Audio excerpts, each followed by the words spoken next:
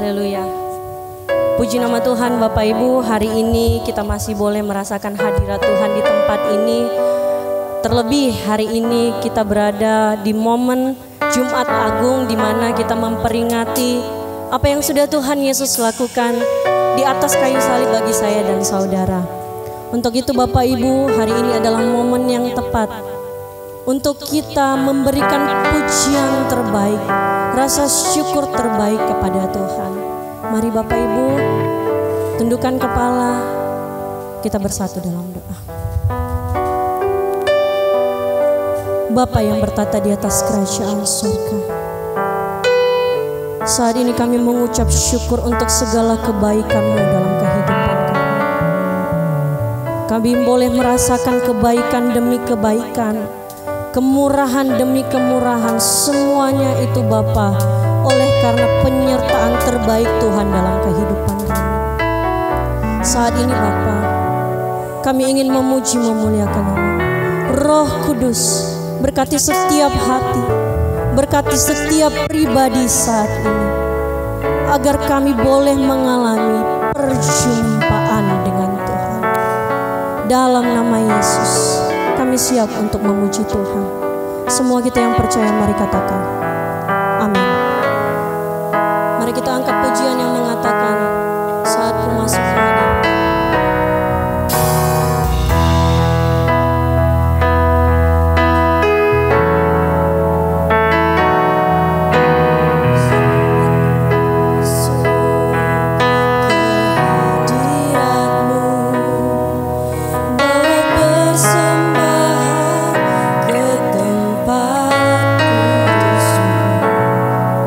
Pujian, ku naikkan sembahku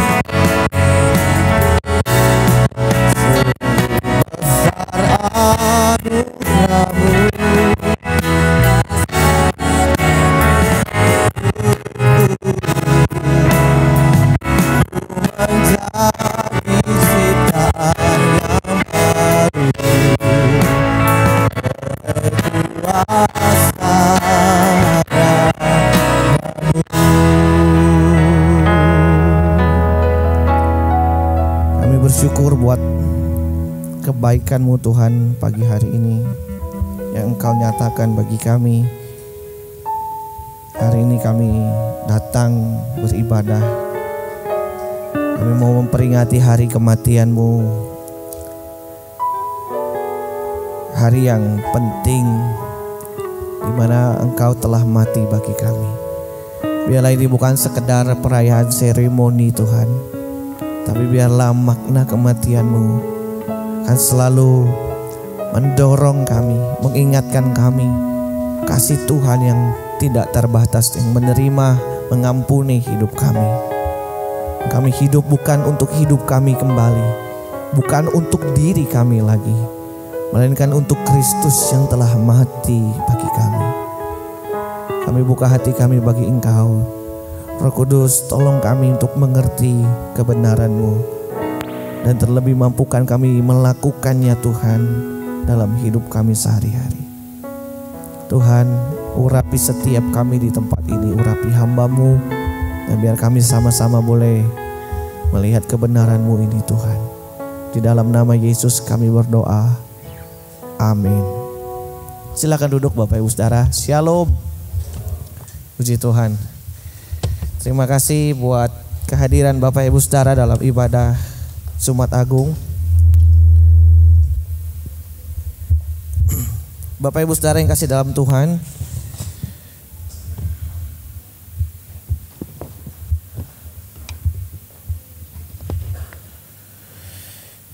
kita akan baca Alkitab dari 1 Petrus pasal yang pertama, ayat yang ke-18 dan ayat yang ke-19 sebagai pengantar.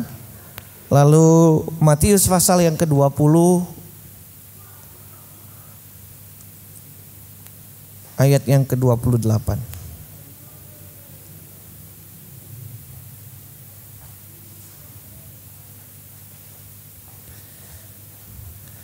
Satu Petrus 1 ayat 18. Sebab kamu tahu bahwa kamu telah ditebus dari cara hidupmu yang sia-sia, yang kamu warisi dari nenek moyangmu itu, bukan dengan barang yang fana, bukan pula dengan perak atau emas, melainkan dengan darah yang mahal, yaitu darah Kristus yang sama seperti darah anak domba yang tidak bernoda dan tak bercacat. Satu lagi Matius pasal 20 ayat 28.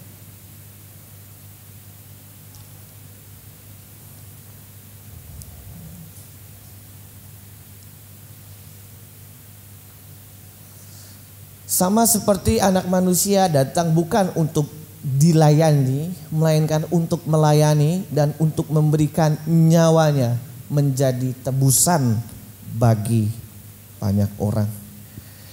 Bapak Ibu Saudara, dalam memperingati hari ibadah Jumat Agung ini, dan dalam ibadah ini saya ingin mengajak Bapak Ibu Saudara dan juga saya untuk merenungkan satu konsep di dalam Alkitab. Satu konsep yang penting dalam kematian Kristus. Bapak Ibu Saudara akan menjumpai bahwa Alkitab berkata bahwa Yesus datang untuk menebus manusia dari dosa. Ayat-ayat yang tadi kita baca memberikan gambaran tentang hal itu, di mana hidup Bapak Ibu Saudara dan saya hari ini adalah hidup yang telah ditebus oleh Yesus di atas kayu salib. Untuk itu Bapak Ibu Saudara, saya ingin mengajak kita merenungkan apa makna dari penebusan. Ini adalah satu istilah yang perlu Bapak Ibu Saudara dan saya memahaminya, bahwa hidup Bapak Ibu Saudara sudah ditebus. Lalu kalau demikian, apa arti dari penebusan itu?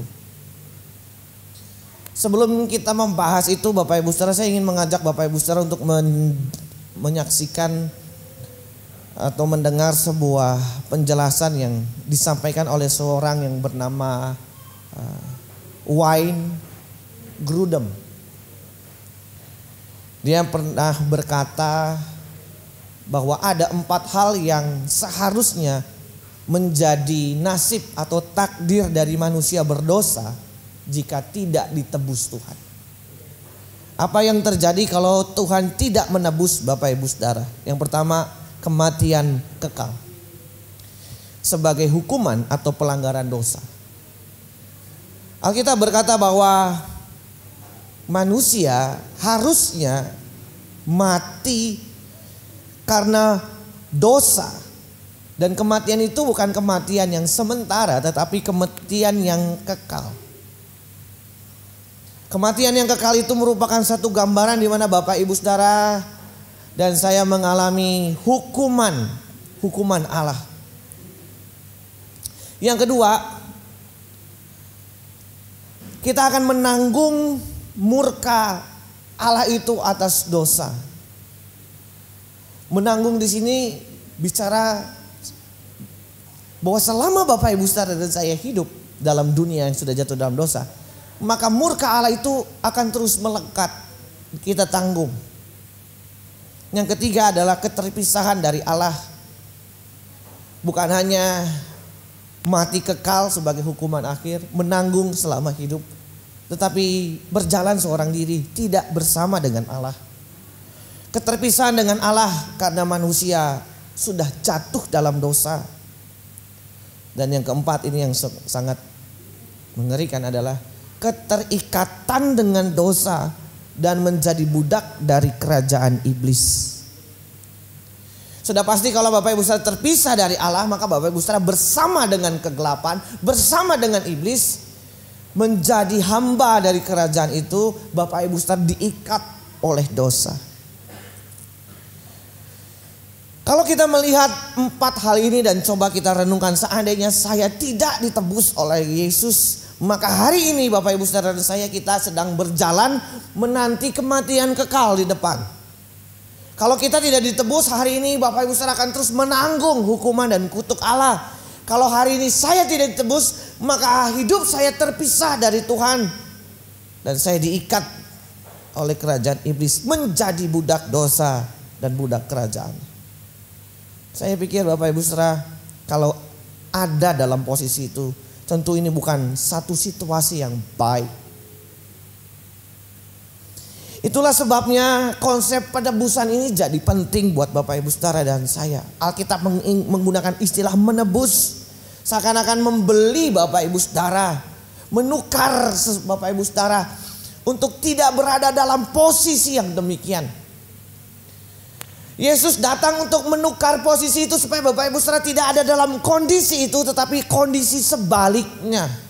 Kondisi yang lebih baik dari kondisi keterjatuhan kita dari dosa. Itu sebabnya makna pertama dari penebusan itu adalah perdamaian dengan Allah. 1 Yohanes 4 ayat 10. Firman Tuhan berkata, inilah kasih itu, bukan kita yang telah mengasihi Allah, tetapi Allah yang telah mengasihi kita dan telah mengutus anaknya sebagai pendamaian bagi dosa-dosa kita. Kematian itu, penebusan itu membuat Bapak Ibu Saudara dan saya mengalami yang namanya rekonsiliasi, sebuah pemulihan hubungan. Sebab kematian Kristus itu memulihkan hubungan kita dengan Allah yang sudah rusak, Bapak Ibu Saudara. Tadi Guru Num berkata kita terpisah dari Allah, kita jauh dari Tuhan. Tetapi lewat kematiannya Bapak Ibu Saudara dipersekutukan kembali dengan Allah. Bapak Ibu Saudara ingat, waktu manusia jatuh dalam dosa, manusia diusir dari Taman Eden. Dan itu adalah lambang keterpisahan dengan Allah. Manusia tidak ada lagi hidup dalam persekutuan dengan Allah. Manusia keluar dari persekutuan dengan Allah. Dan apa jadinya? Waktu manusia keluar dari persekutuan dengan Allah, manusia menghadapi masa-masa yang sukar. Kutuk dosa melekat dalam diri manusia. Dan mulai saat itu manusia hidup dalam keberdosaan. Dan kalau Bapak Ibu Saudara baca apa yang terjadi dari manusia yang dirancang Allah baik itu, makin lama makin jahat, makin lama makin menurun, makin lama makin jahat. Dan Bapak Ibu Saudara kalau perhatikan, orang hidup hari ini juga makin jahat. Tidak ada manusia yang jadi lebih baik. manusia jadi lebih jahat, Bapak Ibu Saudara. Apalagi dalam situasi-situasi yang sekarang ini Alkitab membuktikan bahwa keadaan di akhir zaman tidak akan semakin baik. Keadaan akan semakin buruk. Orang-orang akan semakin hidup di dalam dosa. Manusia terpisah dari Allah, hubungan itu rusak. Dan dalam keadaan seperti itu manusia hidup dalam kelemahan. Apa yang ada di luar dari persekutuan itu? Kelemahan, penderitaan, dosa, keterpurukan, Bapak Ibu Saudara. Itu sebabnya manusia dengan segala upaya ingin menggapai Allah. Dan itu yang ditawarkan oleh agama-agama. Menawarkan jalan untuk menggapai Allah. Lewat perbuatan baik. Lewat ritual-ritual agama, lewat segala upaya yang lain. Mereka menawarkan jalan seakan-akan lewat jalan itu kita bisa sampai kepada Allah. Dan faktanya tidak ada satupun yang bisa membawa manusia berdamai dengan Allah. Maka di sini letak perbedaan orang Kristen dengan yang lain. Tadi kita baca kekristenan mengatakan bukan manusia yang mencari Tuhan, tetapi Allah yang mencari manusia. Allah yang mengasihi manusia lebih dulu. Itu sebabnya keselamatan ini, karya agung ini bukan inisiatif manusia, tetapi inisiatif Allah. Allah dalam belas kasihnya, Allah dalam kasihnya besar melihat keadaan manusia yang terpisah itu, yang dalam keadaan terpuruk itu, lalu berbelas kasih dan Dia hadir untuk menebus. Sehingga Bapak Ibu Saudara, ketika Yesus mati kita diperdamaikan dengan Allah. Hubungan kita dengan Allah yang tadinya rusak, terputus, itu dipulihkan. Dan Kristus membawa Bapak Ibu Saudara kembali masuk dalam persekutuan dengan Allah. Antara Allah dan manusia, pencipta dengan ciptaan, penebus dan umat yang ditebus. Makanya kekristenan bukan sekedar agama, tetapi kekristenan bicara soal hubungan, relasi Allah dengan manusia. Relasi yang dekat antara Allah dan manusia, Bapak Ibu. Waktu Yesus mati di atas kayu salib, menurut kitab Matius, tabir bait Allah terbelah. Tabir yang menghubungkan antara ruang kudus dengan ruang maha kudus. Yang mau melambangkan ada jarak antara manusia dengan Allah. Umat tidak bisa langsung ketemu Tuhan, harus melalui imam. Dan imam pun itu harus imam yang terpilih, bukan sembarang imam. Imam yang benar-benar harus hidup dalam kesucian. Dan itu cuma dilakukan 1 tahun sekali untuk masuk bertemu dengan Allah, membawa dosa umatnya, memberikan korban di dalam. Itu pun kalau imamnya kudus. Kalau imamnya tidak kudus, dia juga mati. Betapa sulitnya orang untuk menggapai Allah. Tetapi ketika Yesus mati, jurang itu, jarak itu tidak ada lagi. Ibrani pasal 10 ayat 19 berkata, jadi saudara-saudara, oleh darah Yesus kita sekarang penuh keberanian untuk masuk ke dalam tempat kudus. Karena Ia telah membuka jalan yang baru dan hidup bagi kita melalui tabir. Tabir itu adalah dirinya sendiri. Dan kita mempunyai seorang imam besar sebagai kepala rumah Allah. Kristus menggantikan kita. Yesus menggantikan tabir itu sehingga Bapak Ibu Saudara dan saya bisa masuk di dalam tempat kudus Allah. Alkitab berkata tadi dengan berani bisa masuk ke tempat kudus. Sementara di luar sana ada banyak ritual yang harus dilakukan untuk bertemu dengan Sang Pencipta. Tetapi kekristenan menawarkan itu semua telah digenapi dalam kematian Kristus. Sehingga hari ini Bapak Ibu Saudara dan saya bisa datang dan masuk ke dalam hadirat Allah. Menikmati persekutuan dengan Tuhan. Tapi sayangnya Bapak Ibu Saudara, banyak orang tidak sadar akan hal ini. Kekristenan tidak sadar akan karya ini. Sehingga menganggap hal ini sebagai sesuatu yang sepele. Tidak banyak orang yang sungguh-sungguh mau mencari Tuhan dan kebenaran. Tidak banyak. Dan saya mau kasih tahu, makin kesana nih dalam perjalanan kita, makin mendekati akhir zaman, makin sedikit orang yang tersaring dan terpilih untuk benar-benar masuk dalam kekekalan bersama dengan Allah. Bapak Ibu Saudara, jangan main-main. Hari ini dunia begitu menarik untuk membawa manusia jauh dari Allah. Itu sebabnya Bapak Ibu Saudara, kita tidak boleh lengah. Kalau kita menghargai karya penebusan ini, maka hiduplah sungguh-sungguh. Yesus telah membawa Bapak Ibu Saudara masuk kembali dalam persekutuan. Kematiannya membuat Bapak Ibu Saudara dan saya hari ini bisa menikmati berkat, menikmati persekutuan dengan Allah. Tentu ini dilakukan dalam persekutuan kita dengan Allah, tidak secara otomatis. Tapi pertanyaannya, seberapa banyak orang yang serius mencari Tuhan, serius mencari Allah, serius menemukan Dia, bukan sekedar ibadah, bukan sekedar rutinitas, bukan sekedar perayaan demi perayaan, tapi benar-benar serius mencari Tuhan. Bapak Ibu Saudara, ternyata Tuhan itu memberikan tanda kepada orang-orang yang serius mencari Dia. Orang yang serius mencari Tuhan akan menemukan Tuhan. Dan untuk orang-orang seperti itu Bapak Ibu Saudara, Tuhan akan menjaga dan melindungi mereka. Tuhan akan benar-benar serius dengan dia. Saya rindu melalui momentum ini.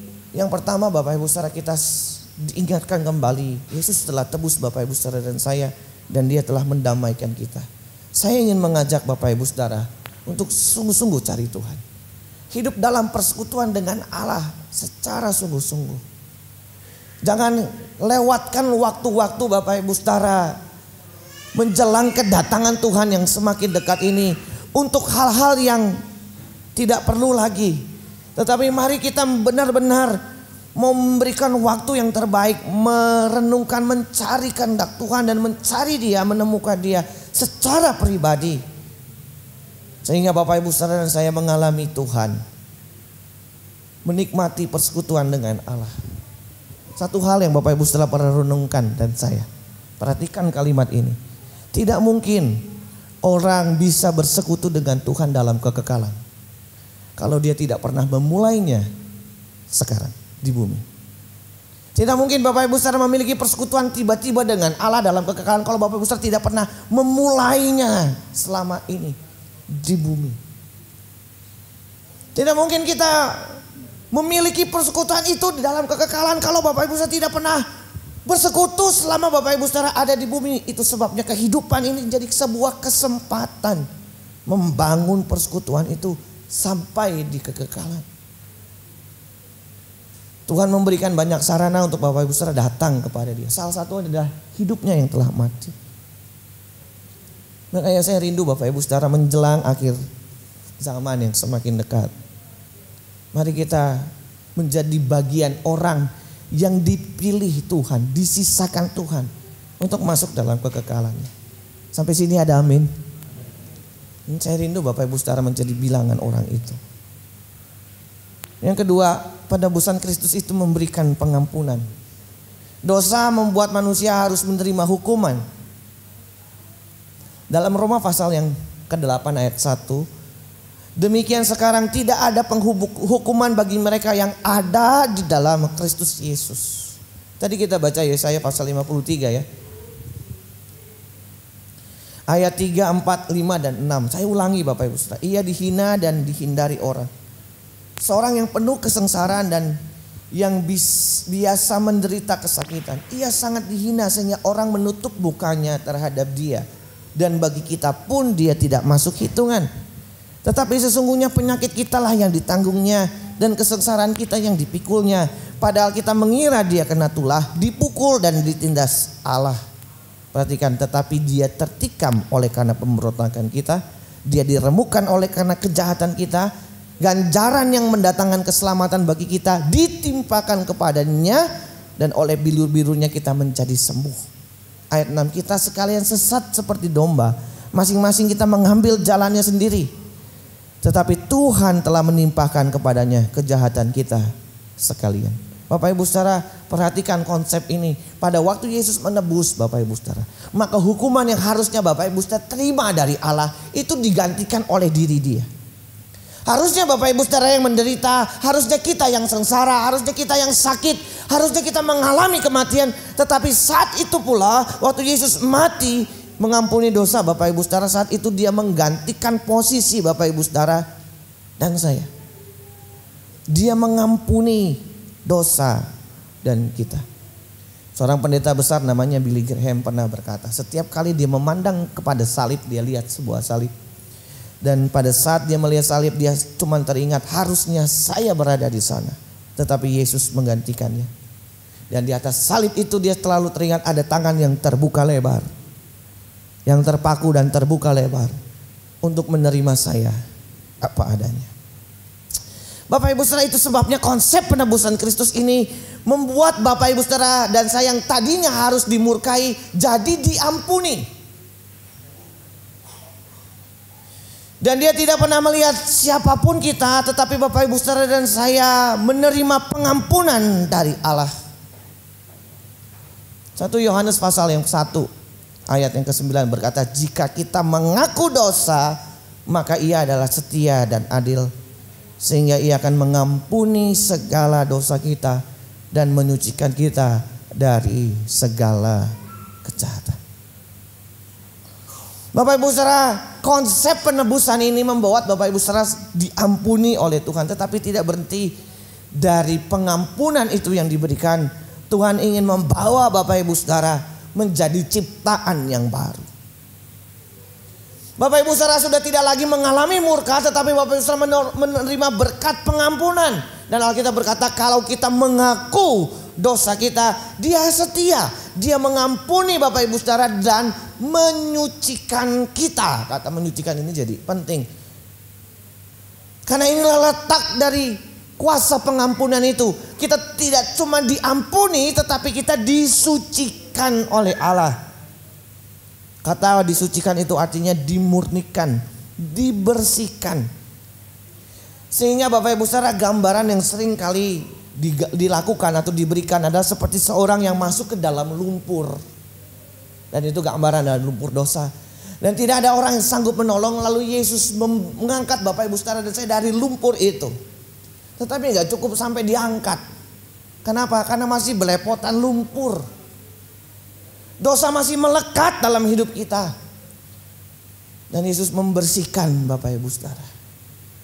Dia membersihkan kita dari dosa-dosa, dari kotoran-kotoran lumpur itu. Sehingga wajah anak Allah, ciptaan Allah itu tampak. Bapak Ibu Saudara, pengampunan ini bukan hanya sekedar saya tidak lagi bersalah, tetapi Yesus ingin membawa Bapak Ibu Saudara untuk mengalami dia lewat penyucian itu. Dia ingin membersihkan kita dari segala kotoran yang melekat dalam hidup kita. Kalau kita mau jujur, betapa kotornya sebenarnya kita dalam lumpur dosa Bapak Ibu Saudara. Tapi Allah dalam kasih-Nya menebus dan dia membersihkan Bapak Ibu Saudara. Dia tidak mau Bapak Ibu Saudara ada dalam keadaan seperti itu, tapi dia mau membersihkan kita dari lumpur dosa.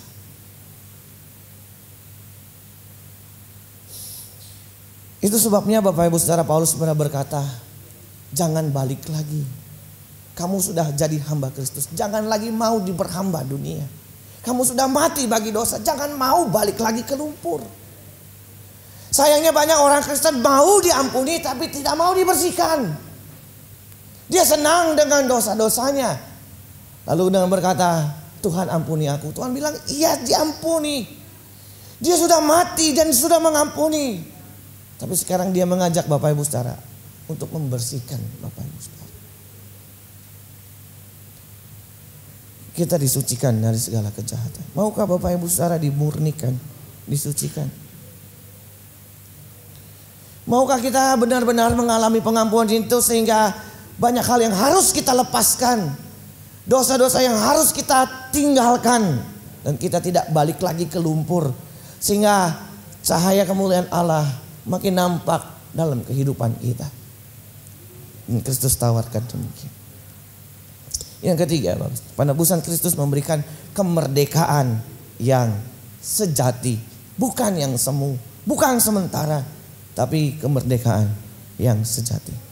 Mari kita buka Kolose pasal 2 ayat 13 dan 14. Kolose 2, 13, 14 berkata, kamu juga meskipun dahulu mati oleh pelanggaranmu dan oleh karena tidak disunat secara lahiriah, telah dihidupkan Allah bersama-sama dengan Dia sesudah Ia mengampuni segala pelanggaran kita. 14, dengan menghapuskan surat hutang yang oleh ketentuan-ketentuan hukum mendakwa dan mengancam kita, dan itu ditiadakannya dengan memakukannya pada kayu salib. Bapak Ibu Saudara, surat hutang ini menggambarkan bahwa dosa itu seperti sebuah tagihan, sebuah buku atau kertas yang isinya catatan-catatan dosa kita dan segala tuntutan yang harus kita bayar.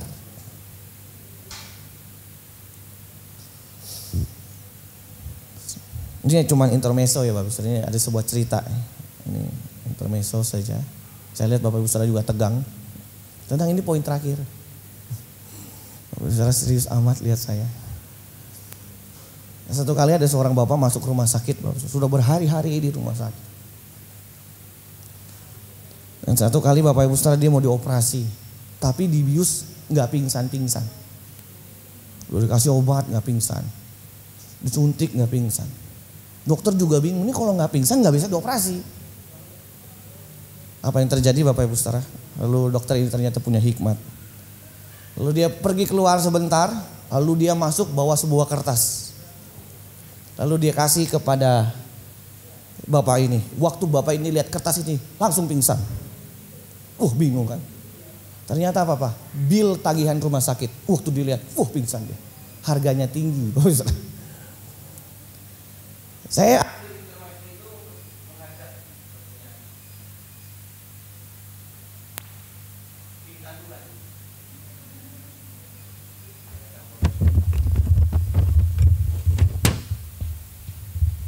cek. Ya. Saya mengambil ya ilustrasi ini. Seandainya hari ini Bapak Ibu Saudara, hari ini keluar sebuah tagihan, isinya adalah catatan dosa kita. Pingsan nggak kira-kira? Coba deh, saya kalau renungkan Bapak Ibu Saudara, ini catatan dosa saya lalu ditampilkan ke saya. Dikasih ke saya yakin saya juga nggak kuat lihatnya. Saya yakin saya nggak kuat lihatnya Bapak Ibu Saudara.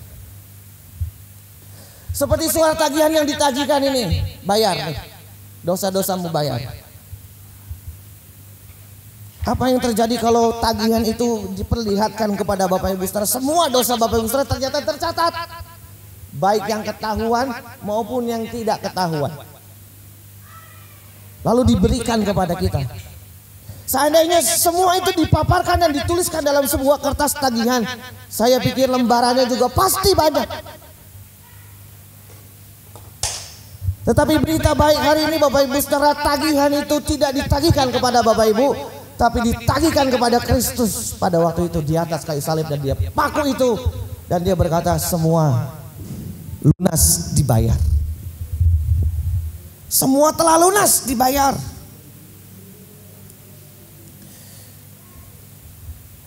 Semua sudah selesai dibayar. Hutang itu bicara soal sesuatu yang mengikat Bapak Ibu Saudara. Itulah sifat dosa yang mengikat Bapak Ibu Saudara. Setiap orang diikat oleh dosa sehingga dia menjadi hamba dosa. Yohanes 8:38 berkata, Yesus berkata kepada mereka. Kata Yesus kepada mereka, aku berkata kepadamu sesungguhnya setiap orang yang berbuat dosa adalah hamba dosa. Kamu ada di bawah kendali dosa.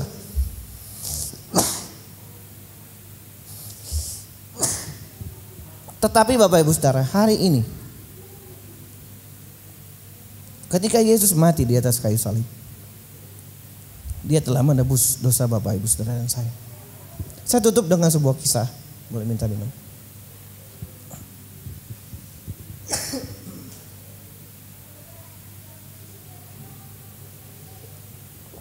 Kok saya grogi ya Bapak Saudara? Padahal udah menjelang akhir khotbah loh ini. Harusnya grogi di awal-awal ya. Gara-gara pingsan tadi. Saya tutup dengan satu cerita Bapak Saudara. Ini kisah yang terjadi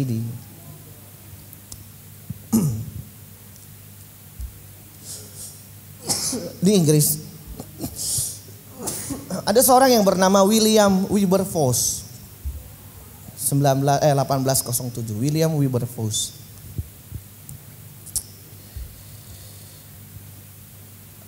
Waktu itu nama wilayahnya adalah Britania Raya atau Inggris Raya waktu itu istilahnya.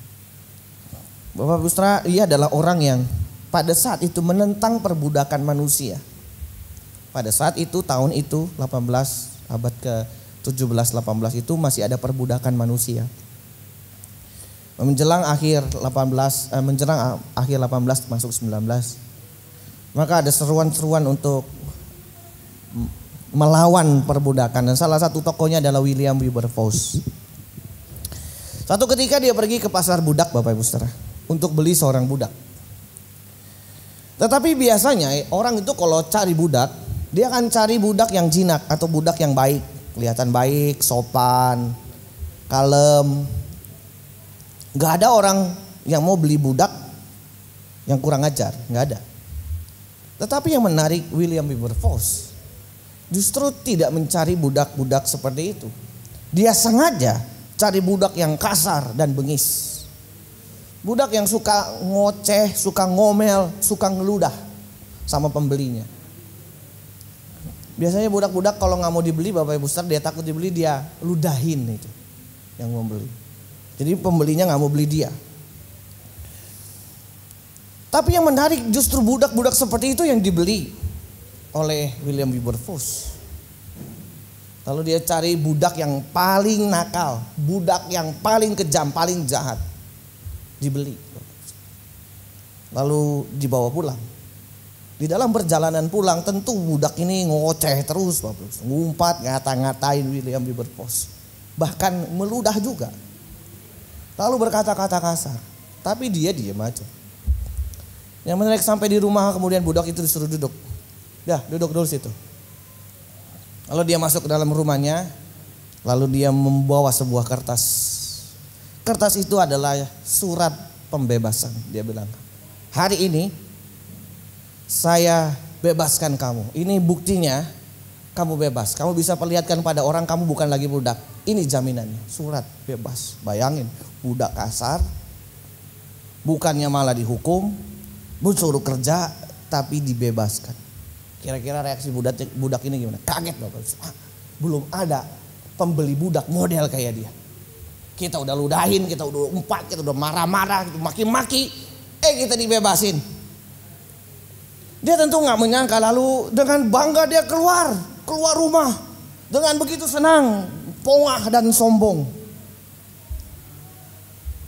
Tapi yang menarik Bapak Ibu Saudara, tidak lama kemudian budak ini balik lagi ke rumah William Wilberforce. Lalu ada satu kalimat yang keluar dari budak. Tuan, aku gak punya tujuan kemana. Aku gak tahu mesti kemana. Aku ini budak. Aku gak tahu mau kemana. Sekarang aku bebas, aku bingung. Terus kata Wilberforce, terus mau apa? Ya aku ingin di sini saja kalau bisa. Mengabdi sama Tuhan karena engkau orang baik. Bapak Ibu Saudara, ini cerita yang sangat fenomenal. Cerita yang lucu dan menarik buat saya. Tetapi inilah gambaran hidup kita sama Tuhan. Kita adalah orang seperti budak tadi, yang hidup dalam keterikatan dan dosa. Kita kasar, kita bengis. Oleh karena dosa kita punya tabiat buruk. Tapi ada Yesus yang datang menyelamatkan dan memberi kita kebebasan. Hari ini kamu merdeka, kamu bukan hamba dosa lagi. Dan dia tidak pernah paksa Bapak Ibu Saudara. Harusnya kita sadar dan kembali kepada Tuhan yang telah membebaskan kita dari hamba dosa. Paulus dalam Roma pasal 6 berkata, syukur kepada Allah. Dahulu memang kamu hamba dosa, tetapi sekarang kamu dengan segenap hati telah mentaati pengajaran yang telah diteruskan kepadamu. Kamu telah dimerdekakan dari dosa dan menjadi hamba kebenaran. Bapak Ibu Saudara yang kasih dalam Tuhan, hari ini kita adalah orang yang merdeka dari dosa harusnya. Kematian Kristus telah menebus dan memerdekakan Bapak Ibu Saudara. Tapi pilihan ada di tangan Bapak Ibu Saudara juga hari ini. Masihkah mau menjadi hamba dosa atau mau kembali kepada Allah dan menjadi hamba kebenaran, hidup dalam kebenarannya? Pilihan ada di tangan Bapak Ibu Saudara. Sehingga kebaktian Jumat Agung bukan sebuah seremoni yang setiap tahun kita lakukan. Tetapi setiap kali kita merayakan, ada satu kasih yang mengingatkan bahwa saya harus mengabdi kepada Tuhan ini. Yesus yang telah menebus saya dari dosa-dosa saya. Tidak ada cara lain selain hidupku yang dipersembahkan, pengabdianku yang diberikan kepada Allah. Dan biarlah ini menjadi perenungan kita dalam Jumat Agung. Amin. Mari kita bangkit berdiri. Sebelum kita masuk dalam sakramen perjamuan kudus, Bapak Ibu Saudara, mari kita merenungkan kasih Tuhan yang besar dalam hidup kita.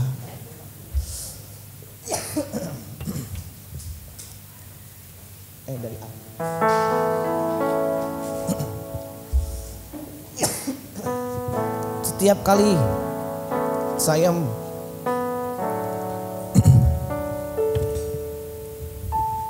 merayakan Jumat Agung, pujian ini selalu mengingatkan saya akan Tuhan. Bahwa 2000 tahun yang lalu, 2000 lebih dari 2000 tahun yang lalu, ada seorang yang diutus Allah menjadi penebus, namanya Yesus. Jam-jam ini adalah jam-jam di mana dia mulai menderita dan diperhadapkan dalam mahkamah agama. Dan dia akan mati tepat jam 12. Menebus dosa Bapak Ibu Saudara. Lewat pujian ini kita merenungkan kasih Tuhan. Sehingga ibadah ini bukan sekedar ibadah rutinitas atau ritual agama kita, merayakan hari kematian, tetapi di dalamnya ada makna. Kita sudah dibeli dengan darah yang mahal. Mari hidup bagi Tuhan. Mari naikkan pujian ini sebagai perenungan dan doa kita.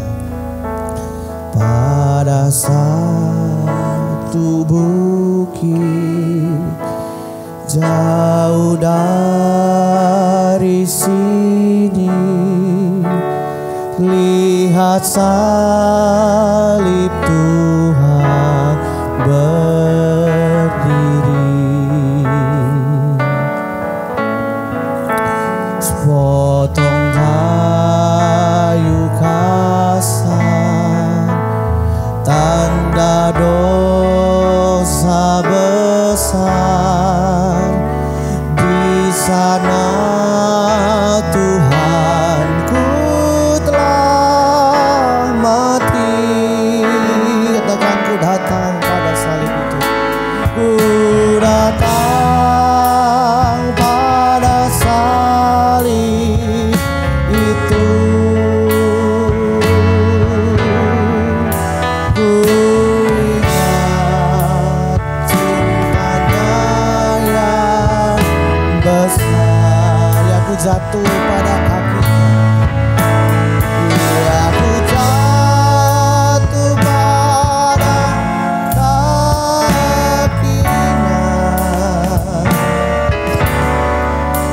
Sana ku dapat ampun dosa. Bait yang kedua, dari kayu salib mengalir. Dari kayu salib